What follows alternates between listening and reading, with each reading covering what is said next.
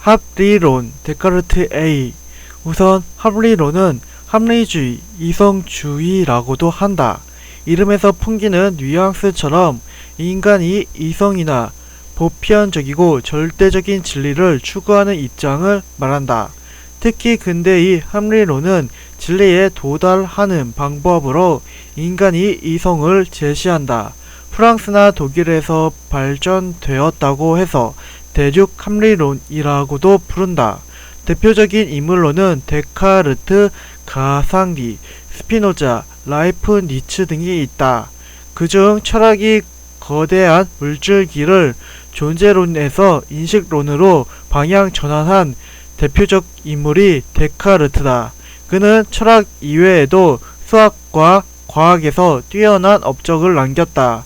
그가 활동했던 시기는 17세기로 마지막 종교 전쟁인 30년 전쟁이 진행되던 시기였다.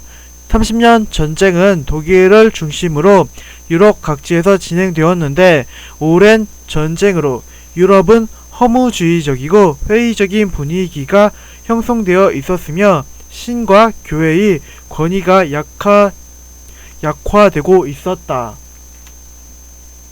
데카르트는 이런 불확실하고 혼란스러운 시대적 분위기를 극복하려면 누구도 의심할 수 없는 절대적이고 확고한 진리가 필요하다고 생각했다.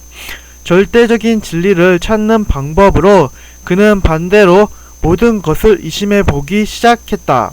모든 것을 의심하다 보면 도저히 의심할 수 없는 절대적인 진리가 나타날 것이라고 생각했다.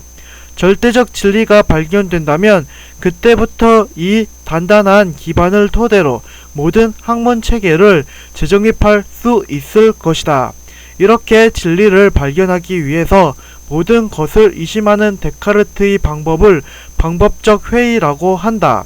데카르트는 인간이 지식을 세 가지 범주, 즉 감각지식, 일반지식, 보편지식으로 나눠서 의심해 보기 시작했다.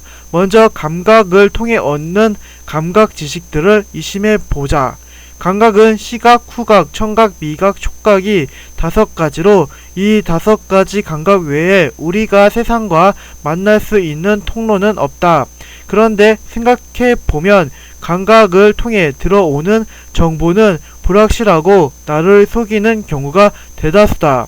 물이 든 컵에 꽂힌 빨대는 분명 곧다는 것을 알지만 아무리 봐도 꺾여 보인다. 시각이 나를 속이고 있는 것이다.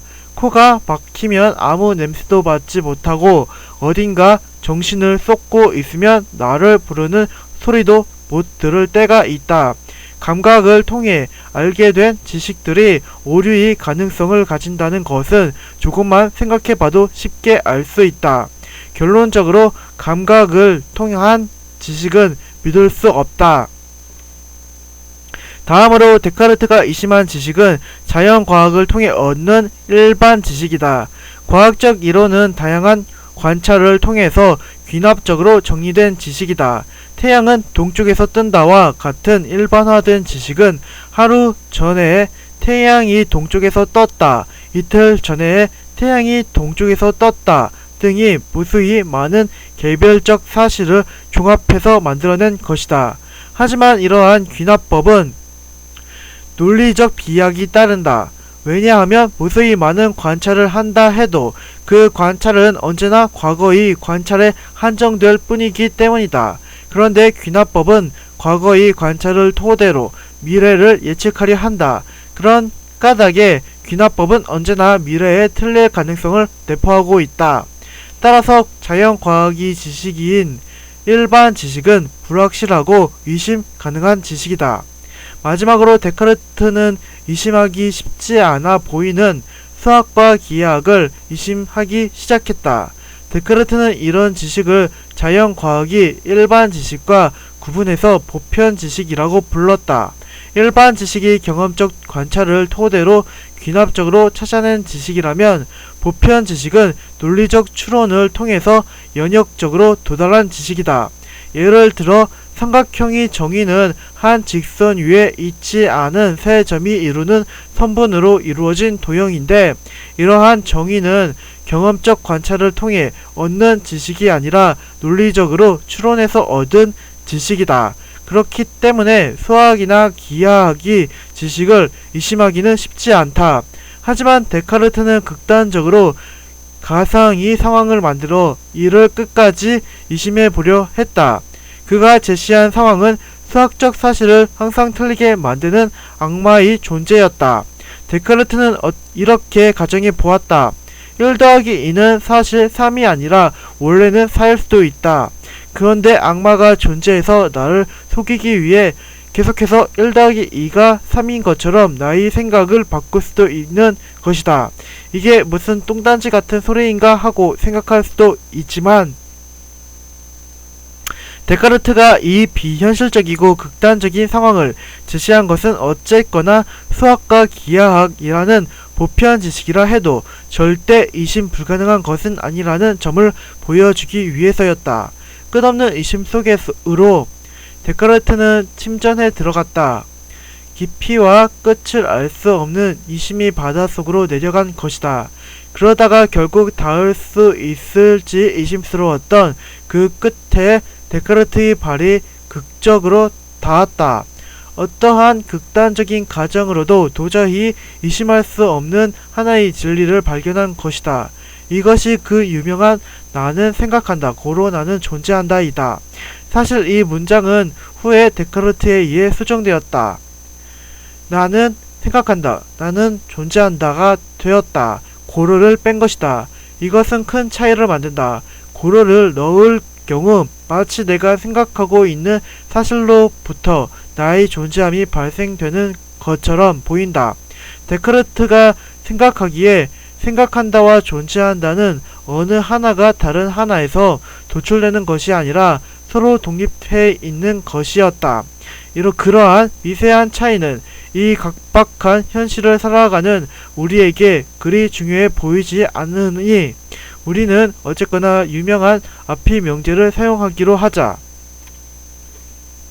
데카르트는 이 명제 나는 생각한다, 고로 나는 존재한다를 의심할 수 없는 제1명제라고 불렀다. 이 명제는 나눠서 생각해 봐야 한다. 우선 나는 생각한다 부터 알아보자. 단적으로 말해서 나는 생각한다는 도저히 의심할 수 없는 명제다. 왜냐하면 정말 내가 생각하고 있는 것일까 하고 의심하는 순간 나는 의심이라는 생각을 하고 있는 것이기 때문이다. 나는 내가 생각하는지 의심하는 순간마다 내가 생각하고 있음을 발견하게 된다. 이로써 나는 생각한다 라는 명제는 의심할 수 없는 진리가 된다. 다음으로 나는 존재한다에 대해 생각해 보자. 일단 내가 생각하고 있음은 확실해졌다. 그런데 내가 생각하기 위해서는 생각하고 있는 주체로서의 나가 반드시 있어야만 한다. 내가 생각하고 있음이 확실하다면 나는 존재할 수밖에 없는 것이다. 따라서 차례로 두 문장은 의심할 수 없음이 도출된다. 나는 생각한다. 나는 생각한다는 의심할 수 없고 나는 존재한다는 것도 필연적으로 증명된다. 이제 나를 증명했으니 데카르트에게 남은 것은 세상에 대한 증명이다. 세상을 증명하는 일이 참으로 쓸데없어 보일지 몰라도 한번 의심해 보기 시작하면 정말 의심스러운 게 세상이다. 우리는 눈앞에 펼쳐진 세상이 실제로 존재한다고 당연하게 생각하지만 그렇지 않을 가능성이 충분하다. 사실 당신은 지금 꿈을 꾸고 있는 것일 수도 있고 혹은 식물 인간으로 10년째 병원 침대에 누워있는 중인지도 모른다. 지금 보이는 것들은 당신이 상상력이 만들어낸 세계일 수도 있다. 눈앞의 세계가 실제의 세계가 아닐 수도 있다는 생각은 동양과 서양이 오랜 역사에서 등장하는 사고방식이다. 장자의 호접몽이 그렇고 서구 현대 철학이 하이퍼 리얼리티 개념이 그러하다. 어쨌거나 데카르트도 눈앞의 세계가 충분히 허구이거나 가짜일 가능성이 있다고 생각했던 것 같다. 그렇다면 이 세상이 진짜임을 어떻게 증명할 것인가? 데카르트는 세상을 증명하기 위해서 신의 관념을 끌어들였다. 다시 제1명제로 돌아가자. 내가 생각하고 존재하는 것은 증명되었다. 그런데 내 생각 속을 들여다보면 독특한 관념이 하나 있는데 그것은 신에 대한 관념이다. 이 관념이 독특한 것은 신은 개념상 완전하고 절대적이기 때문이다. 생각해보면 나는 나 자신도 의심하고 세상도 의심할 정도로 불완전한 존재인데 나에게는 이미 완전함이라는 개념이 머릿속에 자리 잡고 있다.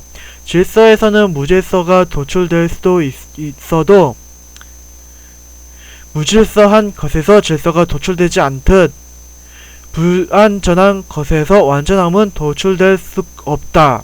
쉽게 예를 들어보자. 우리가 귤나무 밑을 지나다가 나무 밑에 귤들이 떨어져 있는 것을 보았다. 그런데 놀랍게도 떨어진 귤들이 별이 마방지 모양을 하고 있었다.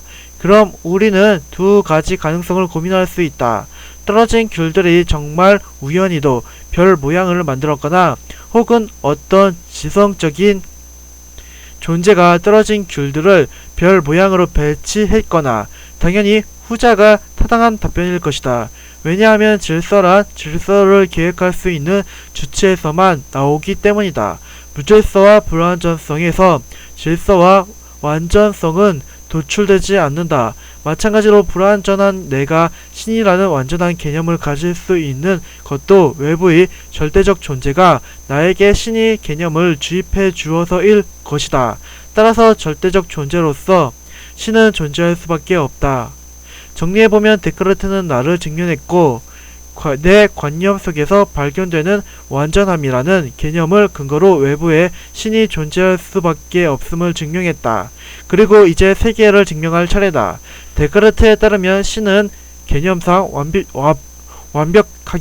완벽하기 때문에 이 개념 안에는 성실함도 포함될 것이다. 신의 개념상 신은 방만하거나 불성실하거나 나태할 수는 없다. 따라서 성실한 신은 나를 속이지 않고 이 세계를 존재하게 할 것이다. 결론적으로 신이 있다면 세계는 존재해야만 한다. 차례로 나 신 세계가 증명되었다.